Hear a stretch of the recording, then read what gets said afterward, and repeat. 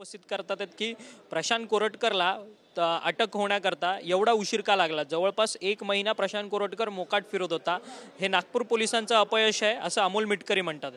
बघा, ज्या दिवशी त्यांच्या विरोधात तक्रार झाली पोलीस स्टेशनमध्ये, त्याच दिवशी FIR करण्यात आला। त्या दुसऱ्या दिवशी त्यांनी कोर्टात धाव घेतली आणि कोर्टाच्या माध्यमातून त्यांना प्रोटेक्शन मिळालं होतं आणि ते प्रोटेक्शन अनेक दिवस चाललं होतं। मागच्या 4-5 दिवसाआधीच हे प्रोटेक्शन हटवण्यात आलं आणि ते प्रोटेक्शन हटवण्याकरता स्वतः गृह विभागाने, पोलीस विभागाने त्यात लक्ष घातलं। त्यांनी पोलीस विभागाने त्यात अपील केलं आणि स्वतः मुख्यमंत्री साहेबांनी यात लक्ष घालून त्यांचं ते प्रोटेक्शन हटवण्यात आलं आणि त्यानंतर 5 दिवसाआधीच मी सांगितलं होतं की 4 ते 5 दिवसात प्रशांत कोरटकरला अटक होणार आणि आज त्यांना अटक झाली। मी तुम्हाला सांगतो की या प्रकारचं काहीतरी विरोधकांचं वक्तव्य हे चुकीचं आहे। पोलीस प्रशासनाने फार ताकदीने आणि फार दमदारीने प्रशांत कोरटकर सारखा एखादा आरोपी जो राज्याच्या बाहेर जाण्याचा प्रयत्न करतो त्याला अटक केलेली आहे।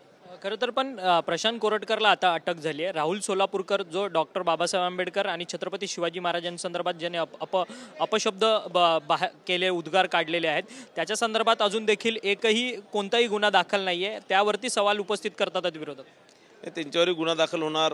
आमच्यासाठी आमचे आराध्य देव छत्रपती शिवाजी महाराज असतील किंवा संविधानाचे जनक आमचे परमपूजनीय डॉक्टर बाबासाहेब आंबेडकर असतील, या अशा महान थोर पुरुषांवर कोणी काही वक्तव्य करत असणार, चुकीचं वक्तव्य करत असणार, त्यांच्यावर कडक से कडक कारवाई झाली पाहिजे। परंतु आदित्य ठाकरे म्हणतात की ज्या पद्धतीने बुलडोजर कारवाई जी आहे ती नागपूरच्या हिंसाचारामधला जो प्रमुख मास्टर माइंड आहे फहीम खान त्याच्या घरावरती होते, त्याच पद्धतीने छत्रपती शिवाजी महाराजांचा अपमान करणारे प्रशांत कोरटकर असतील, राहुल सोलापूरकर असतील किंवा भगतसिंग कोश्यारी असतील, यांच्या घरावरती देखील तशीच कारवाई झाली पाहिजे बुलडोजर।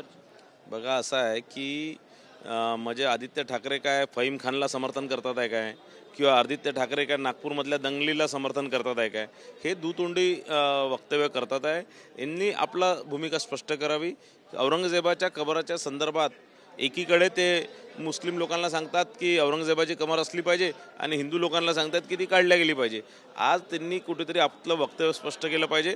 त्यांना औरंगजेबाची कबर महाराष्ट्रात पाहिजे की औरंगजेबाची कबर इथनं काढून घ्यायची आहे। दुसरं, ज्या प्रकारे ते वक्तव्य करतात, ज्या लोकांनी छत्रपती शिवाजी महाराज परमपूजनीय डॉक्टर बाबासाहेब आंबेडकरांबद्दल बेताल वक्तव्य केलं असणार, चुकीचं वक्तव्य केलं असणार, त्या सगळ्यांवर कारवाई होणार। एक शेवटचाच प्रश्न, खरं तर फहीम खान जो नागपूरचा मास्टर माइंड आहे त्याच्या घरावरती तर बुलडोजर कारवाई झाली, त्याचसोबत तुमचे गृहमंत्री देवेंद्र फडणवीस म्हणतात आहेत की जे नागपूरच्या दंगलीमध्ये सहभागी होते त्यांच्याकडनं नागपूरची सगळी भरपाई वसूल केली जाणार।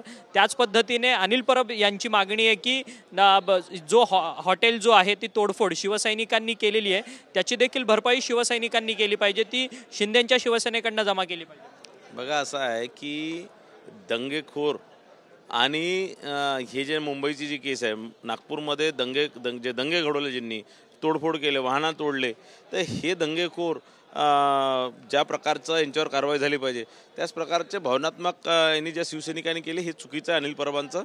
मला असं वाटतं की ते दोन्ही विषय एकात मिक्स करत आहे आणि आज त्यांचं जे दंगेखोरांबद्दलचं प्रेम आदित्य ठाकरे असतील, अनिल परब असतील, यांचं फार उफाळून येऊन राहिलं आणि दंगेखोरांप्रमाणे हे जर साधारण आपल्या महाराष्ट्रातील हिंदू शिवसैनिकांवरती जर करत असतील तर हे त्यांचं चुकीचं आहे। धन्यवाद, तुम्ही आमच्याशी बातचीत केली। आमदार परिणय फुके होते भाजपचे, त्यांचं म्हणणं आहे की 4-5 दिवसांपूर्वीच सांगितलेलं होतं की प्रशांत कोरटकरला अटक होईल म्हणून। आता प्रशांत कोरटकरला अटक झाली आहे, त्यामुळे विरोधक कोणतीही टीका टिप्पणी या सगळ्या संदर्भात करत असतील तर ती पूर्णपणे चुकीची आहे।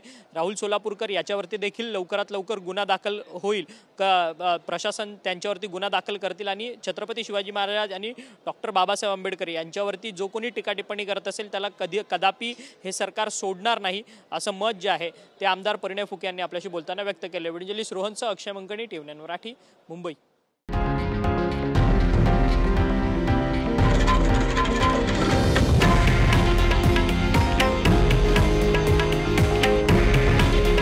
हे आहे देशातील नंबर 1 न्यूज नेटवर्क आणि आपण पाहत आहात TV9 मराठी। काळजी तुमची, हित महाराष्ट्राचं।